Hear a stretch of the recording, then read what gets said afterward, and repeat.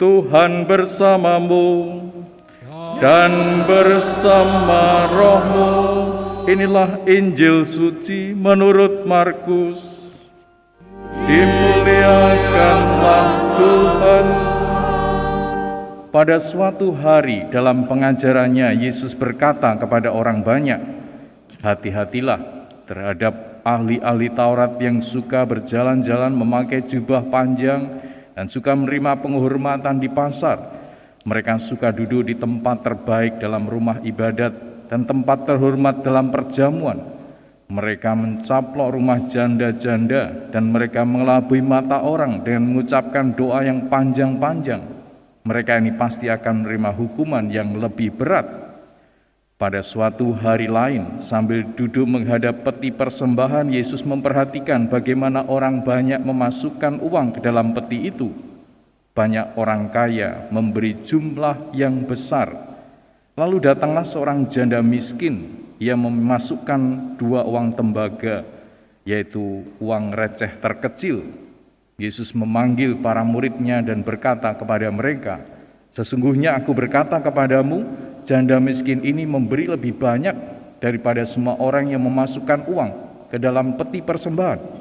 Sebab mereka semua memberi dari kelimpahannya, tetapi janda ini memberi dari kekurangannya, semua yang dimilikinya, yaitu seluruh nafkahnya."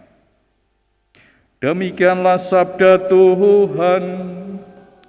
Terpujilah Kristus.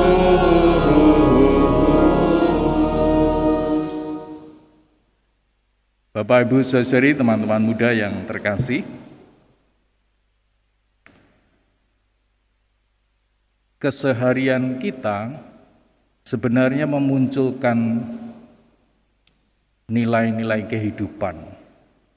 Salah satunya adalah nilai memberi, kemurahan hati.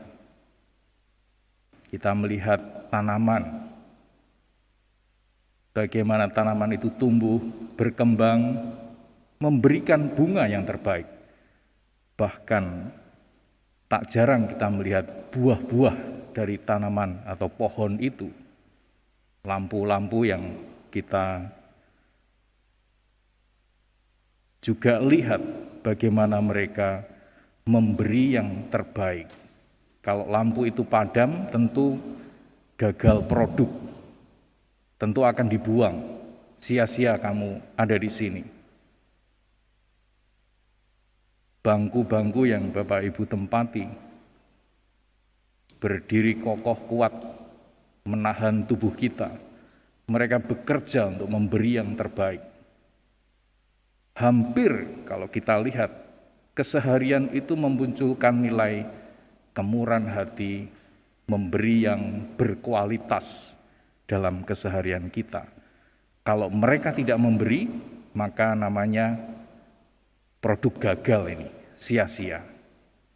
Demikian juga dalam hidup kita, ketika Tuhan menciptakan kita, kita ini dirancang untuk memberi. Maka kalau kita tidak memberi, berarti apa? Produk gagal. Kamu sia-sia di muka bumi ini. Hanya ngerusui saja, hanya mengambil saja. Maka saudara-saudariku yang terkasih, kita harus menyadari, kita dicipta untuk menyumbang, untuk memberi, untuk berkontribusi. Dan itulah yang menjadi hakikat kehidupan kita. Maka kita disekolahkan untuk apa? Memberi. Kamu nanti kalau kerja, beri yang terbaik. Pikiran yang terbaik, ide yang kreatif, pelayanan yang wow, yang maksimal. Disitulah kamu akan menemukan berkat-berkat yang melimpah. Kita ini jujur nggak perlu kita diajar untuk mengambil, nggak perlu. Maka sekolah-sekolah kita, gereja kita, keluarga kita harus menanamkan hati untuk memberi yang terbaik. Itu pelajaran seumur hidup. Sehingga sungguh-sungguh kita dihadirkan bukan untuk mengambil, bukan untuk nyaplok, bukan untuk ngeruk, tapi untuk memberi yang terbaik, untuk bermurah hati, untuk sungguh-sungguh berkontribusi. Kita harus mengerti sekarang mengapa banyak keluarga babak belur, hancur, dan sebagainya. Karena kurang bermurah hati. Mari kita mulai memikirkan dan menanamkan dalam diri kita, saya harus menjadi pemberi yang terbaik. Pasangan kita, apa sih yang bisa saya lakukan supaya kamu baik? Apa yang bisa saya perbuat? Apa yang bisa saya berikan? Apa yang bisa saya sumbangkan supaya kamu maju? Anak-anak berkembang, keluarga ini baik. Itulah yang harus menancap, mendarah daging dalam diri kita. Maka ketika keluar dari gereja ini, saya adalah pemberi yang terbaik. Dimanapun, waktu kerja, waktu di rumah, ketemu masalah, beri yang terbaik. Apa yang bisa saya berikan supaya beres semua? Saudara-saudara yang terkasih, inilah nilai yang penting yang harus kita ajarkan terus-menerus dalam gereja ini, supaya gereja ini bermurah hati, menjadi pemberi-pemberi yang terbaik. Bacaan-bacaan hari ini menegaskan bagaimana janda yang sungguh-sungguh kekurangan, miskin, kalau dia berikan itu, dia kelaparan dan mati. Tapi dia berani memberikan dengan iman, sehingga Tuhan memelihara. Tidak pernah habis berkat-berkat-Mu. Itu penting bagi kita supaya menjadi sadar ketika kita memberi, Tuhan mengingat kehidupan kita, Tuhan memelihara kehidupan kita, Tuhan menjaga, membentengi, memberkati. Ada banyak contoh. Mungkin keluarga kita, kalau dikalkulasi, dihitung-hitung, 1 bulan dengan gaji yang sekian itu, anak-anak kuliah, ya, anak-anak sekolah, biaya dan sebagainya, cukup enggak? Tetapi selalu Tuhan memberi, selalu Tuhan menyediakan, selalu Tuhan bermurah hati, dan anak-anak sungguh-sungguh berkembang. Mereka bisa sekolah, mereka bisa berkarya dengan hebat. Karena kita percaya Tuhan pasti memelihara kehidupan ini. Maka nilai-nilai apa yang harus kita tanamkan dan juga kita ajarkan dalam kehidupan kita, supaya kita menjadi pemberi-pemberi yang terbaik dalam kehidupan kita.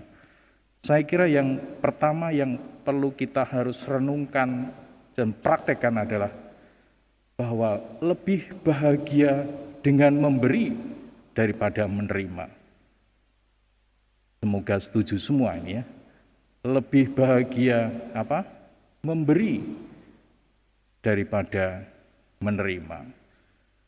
Survei membuktikan, ada survei yang sungguh-sungguh disebarkan, kamu dapat uang 50 juta, dapat uang, lalu kamu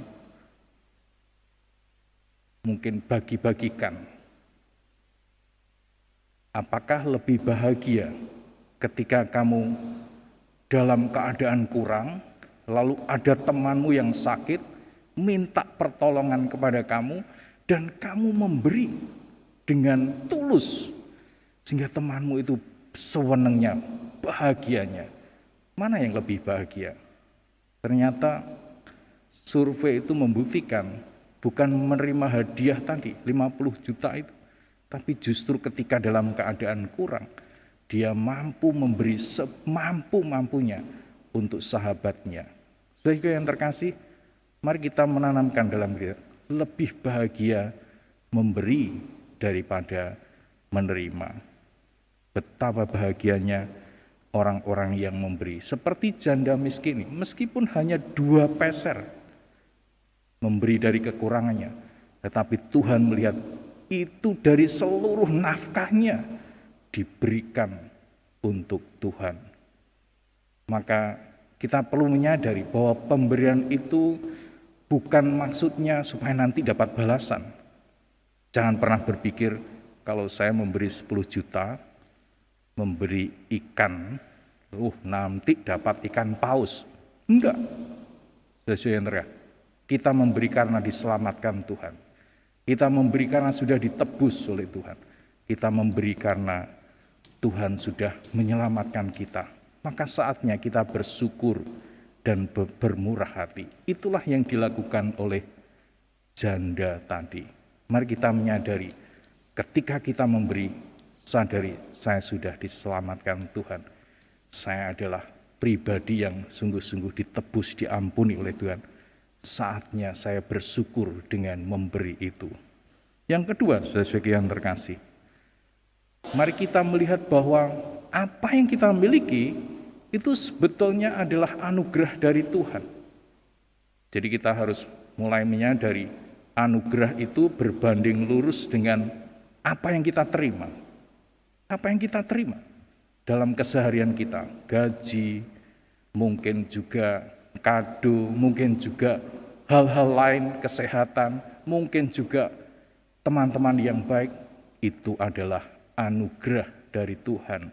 Dengan begitu, kita ini sebetulnya adalah orang yang sungguh diberi berkat-berkat Tuhan secara melimpah. Itu anugerah-anugerah Tuhan yang cuma-cuma.